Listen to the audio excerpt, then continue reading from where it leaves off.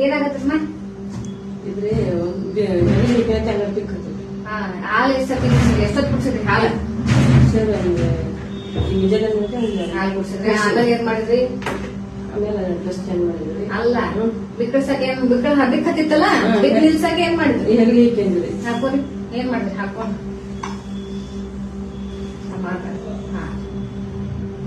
ಯಾಕಂದ್ರೆ ಹಾಕೋಬಿಟ್ರೆ ಸಾಧ್ಯತಿ ಅದಕ್ಕೆ ಏನೇನ್ ಮಾಡ್ತೀರಿ ನೀವು ಏನ್ ಹೇಳ್ಕೊಟ್ಟೆ ನಾನು ಮಾಡಕ್ಕ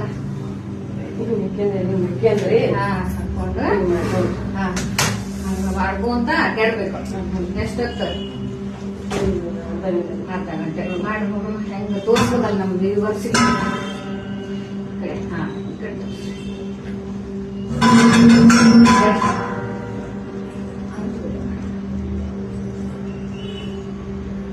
ಜೋರ ಬಡಿಬೇಕ